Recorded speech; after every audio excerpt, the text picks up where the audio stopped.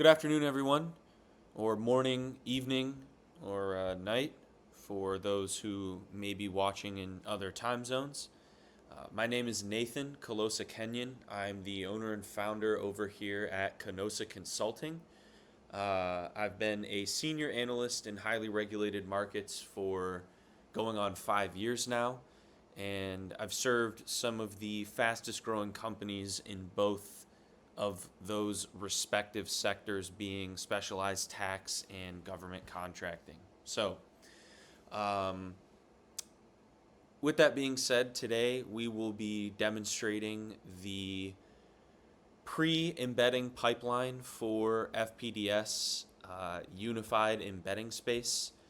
In our last video, or in our first video, we demonstrated this very simplified visual representation of our system. This was about the highest of levels that I could think of for representing the processes that we take to creating our what we call a semantic engine, what you could call an analytics or citation engine, multiple different flavors of the same thing. Basically means we just have a integrated embedding space for everything procurement. We talked about how you can build different products on top of that. Today, we will be going over some of these gaps. Now, they look small, but they're the building blocks of this whole entire system. Without them, there is no unified embedding space in this case. So today we'll be going over the gap between our data store and our unified embedding space. We will be transitioning between the Figma diagrams and my Supabase database over here. So if you need to pause the video at any point, please do so. Some parts you may need to rewatch, but that's okay. And before we dive into anything about the pre-processing pipeline, if you're not very familiar with data stores, data lakes, data pipelines, data science, blah, blah, blah, IBM Technologies YouTube channel has amazing simplified explanations of these concepts and processes in these YouTube videos. It's about 12 to 13 minutes cumulatively between both of these videos.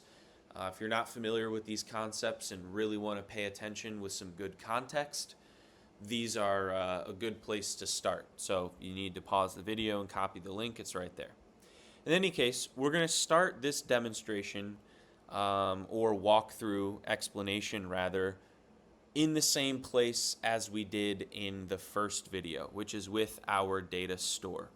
Now, along with all of the, contract values, set aside types, NAICS code and PSC taxonomies, all of the numbers that you can, build analytic engines on top of as it pertains to SAM and FPDS and USA spending, most of what we are ingesting in FPDS is text documents. Now, I want to start in the most important place because there are a few basic but critical architecture decisions or foundational decisions that we make before passing anything into our pre-embedding pipeline. And those are, what type of document are we passing? Because government jargon in a FOIA document is not government jargon in an award description, is not government jargon in a congressional defense committee hearing, is not jargon in a RFI, right? Those are all very different types of language. Procurement language, all the same, but different procurement language. And we take those discrepancies very seriously. So you can imagine that each of these buckets gets passed through its own pipeline into the pre-embedding process. Now, when it comes to SAM and FPDS or just award descriptions, we take that a step further and we break it down by agency. Same with the strategy plans and budget appropriations and all that good stuff. So if we can segment by department type, like Department of Energy versus the Small Business Administration, we will do so. Because another part of our subject matter expertise in this market, being a senior analyst for so many years, we understand the discrepancies in language between each agency. Their procurement language is pretty contingent on their core mission. The Department of Energy is very research and development oriented, where the Small Business Administration is very financing oriented. So the type of language jargon that shows up in each different corpus is very different. So we pass them through our pipeline individually.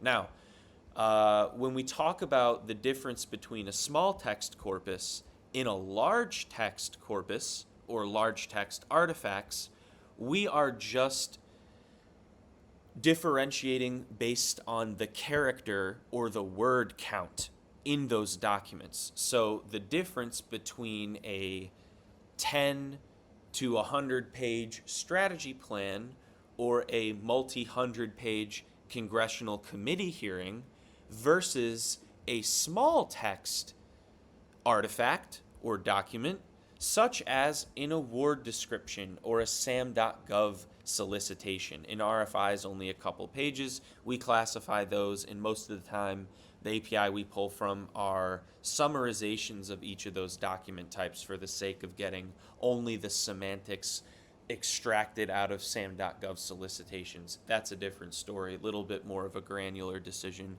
In any case, the point here being is to demonstrate what a short text artifact actually is. Now you can see this as I scroll through this award description column in our prime awards table, and you can say, oh, Nathan, it looks like there are only a quarter of all government awards. Where's the rest of the data? Well, we also have FPDS actions that also have roughly 380 columns after we ingested and filtered for what we needed. They all have the same award descriptions, and this is every single prime award, sub-award, and modification that's been made going back to the 1950s. I'm only showing the prime award schema because it is more condensed, and the award description column is closer to the left, so I don't have to scroll all the way to find it. In any case, this is what a short text artifact looks like. You guys can all see, guys and gals can see the difference between a short text and a large text artifact.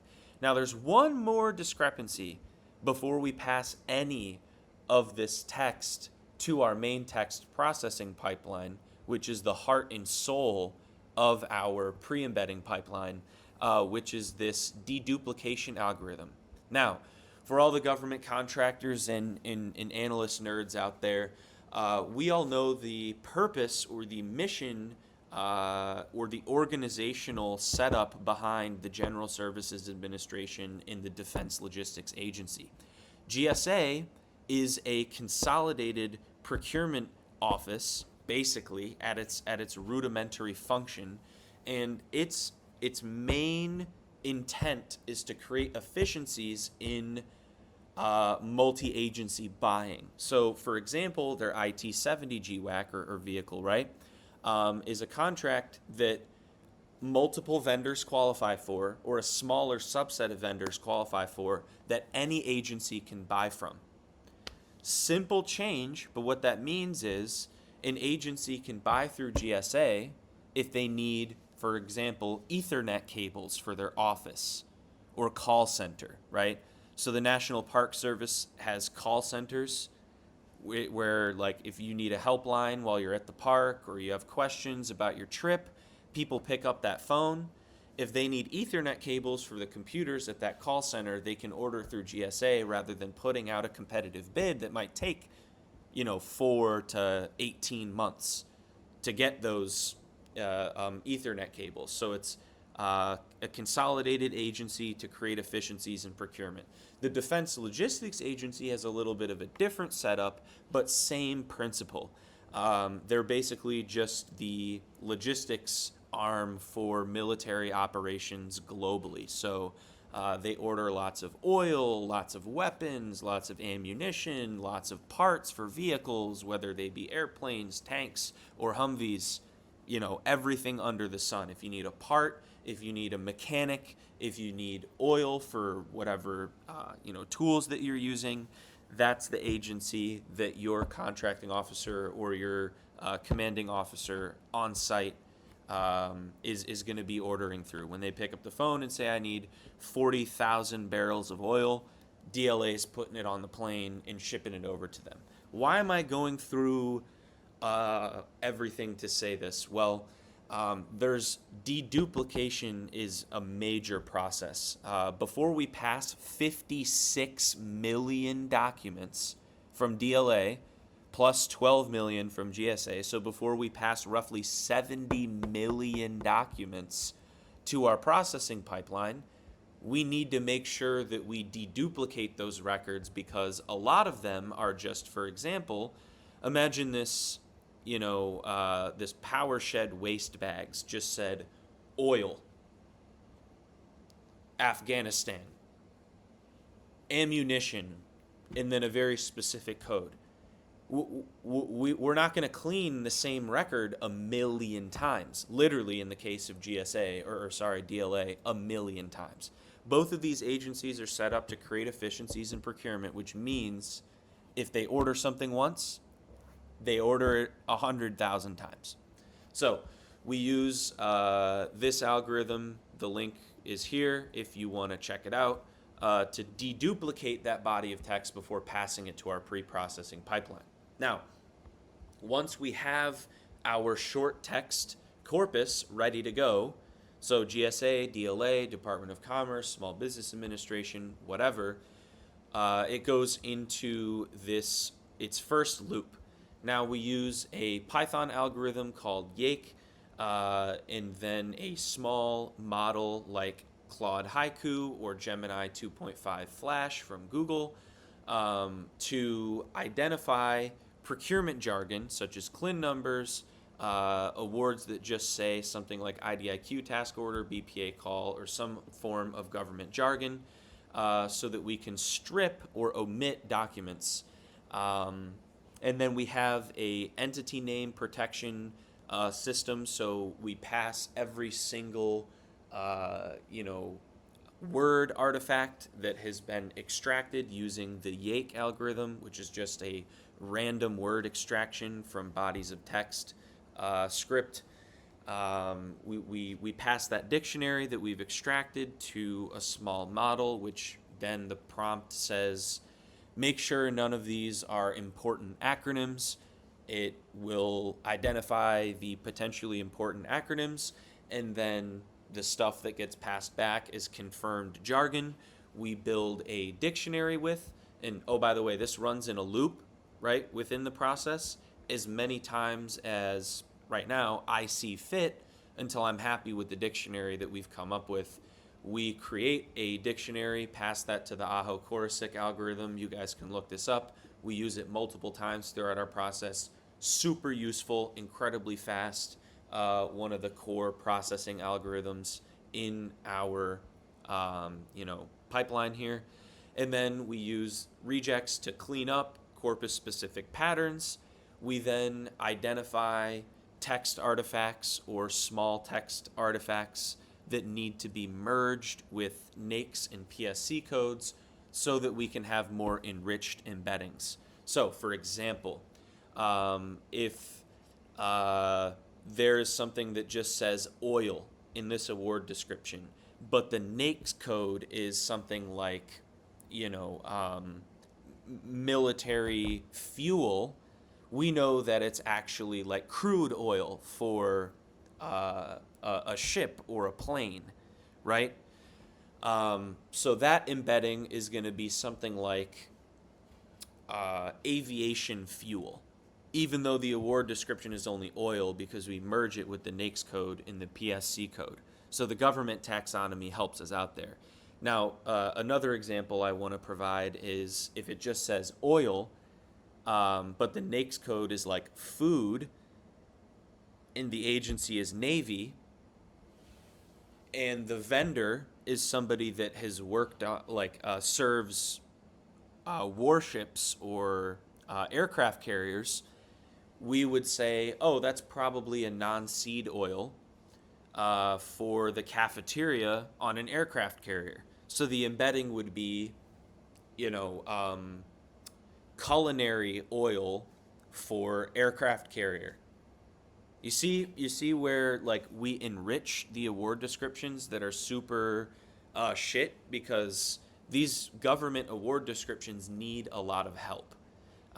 So that's what this enrichment step is. And now I've highlighted these both in red because they're the most critical parts of our pipeline. You can see how substantially important this enrichment piece is for creating accurate embeddings in our unified embedding space as it pertains to small text documents and artifacts. The only reason this loop isn't red as well is because the Aho-Korosik algorithm ingests the result of this loop, so I thought I would just leave that. Now, the last step of our processing pipeline is final preparation for embeddings, which then goes into all of that clean text or enriched text for those document artifacts goes into the embedding generation model here. And you can pause the video, look at these little documents here if you need to, read them if you would so please. Now you might be asking yourself, what is this little robot guy? That is where we use AI in our pipeline here. So for example, we use a small model like Haiku or Gemini 2.5 Flash to rapidly recognize important acronyms or things that are not jargon. So a filter within this process. AI is not the whole process. AI serves a very small job within that process. And then of course, embedding generation leans on the Qwen 38B 1004 DIM embedding model, so that's an AI process. And then of course, when we move into the large text artifacts, we use AI for classifying docs. So now we've gone over our main text pre-processing pipeline for small text corpus. Now, what's the difference for large text artifacts? Well, that requires chunking before embedding. Now, in our system, we actually embed both. We have dual granularity linking. So we embed the document at the document level, which means if it's a congressional committee hearing, it truncates at 32,000 characters before going into the Qwen 3 model, before it creates that embedding. Now that's okay because that gives us the general table of contents, title metadata, blah, blah, blah, about that document in some kind of preemptive context. And then we fit in the chunks that all embed within the same kind of cluster in vector embedding space. That's important because we get dual granularity. Now, I will say that's an experiment that we're running in our system. So, one or the other might work better, but we're using both just because why the hell not? So the first thing that happens to a large text artifact is really there should be an initial step here, which is that the original document is preserved before any of this happens, which is a really important discrepancy. I should probably add something there. But once we preserve the original document, it then gets chunked, and then we use a small model again, like Haiku or Gemini 2.5 Flash, whichever we iterate on, and in whichever one performs better we use for this specific use case. In this case, I believe we use Haiku to classify these documents. So we provide a predefined taxonomy of what a government document could be, along with the document URL, the metadata, and then a X number of characters from the first, like a snapshot of the document, we pass it to that model and we say, classify this document as policy, strategy, budget, whatever, and that ends up in our site pages in this classification relevance tags column here that you can see in our Supabase database. Now, we've done this a little over 250,000 times. As we talk about here in our data store, we do store every single .gov.mil website, and we're working on discovering every single one. I'm not going to claim that this is a fully exhaustive list, but it's pretty damn close. So you can see we use a mix here, Gemini 2.5 Flash, Claude Haiku, to classify these documents. And then, of course, we have a free pass, just an LLM taxonomy script that uses regex matching to do the very easy ones up front to save us some cost on those haiku passes because they can get expensive. Anyway, after we classify those docs, we link the documents and chunks, and we have a two-level approach to document level linking and chunk level linking. So after we get those chunks, we link them to its classification and we link them back to the document. We then clean this text before we embed it in the same way.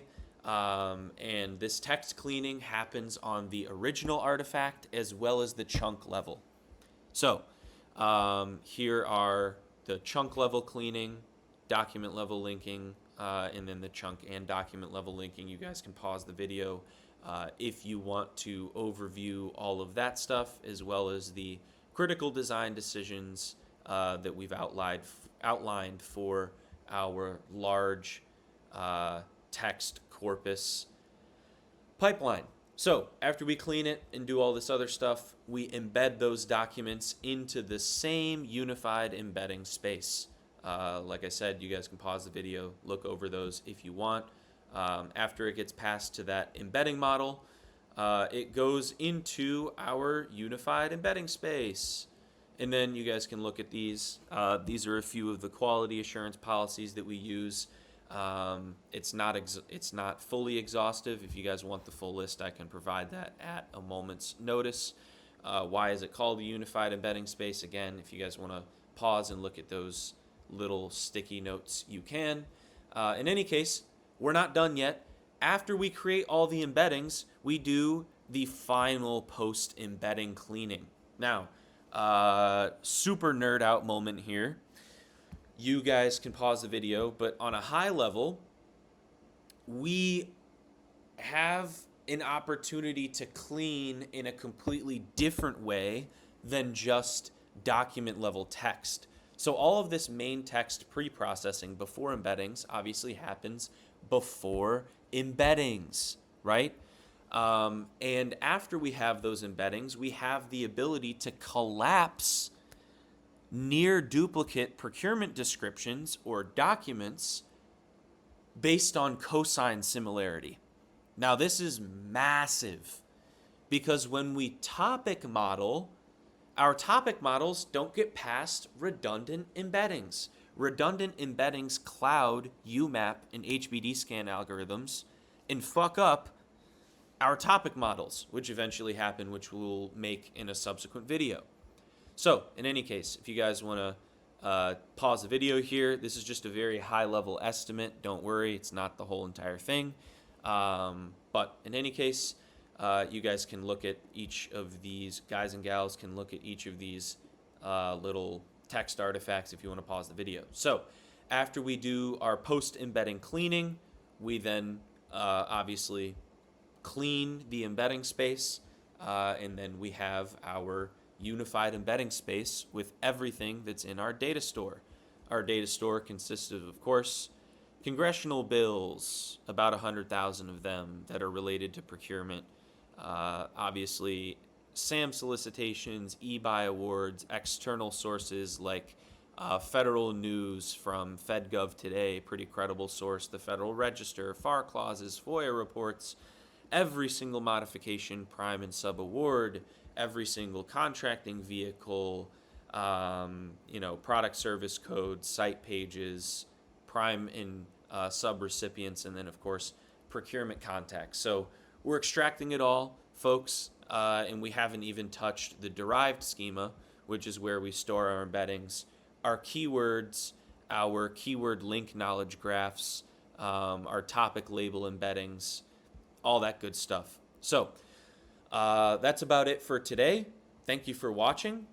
We will be making videos about our topic model pipeline, our proprietary topic alignment system, and then, of course, our proprietary keyword extraction system in later videos. And as you can see, we're not done with the AI guys just yet. They will show up in later content. So this has been Nathan Kalosa-Kenyon, founder and owner of Kanosa Consulting, showcasing the pre-embedding process for our FPDS, Federal Procurement Data Science product.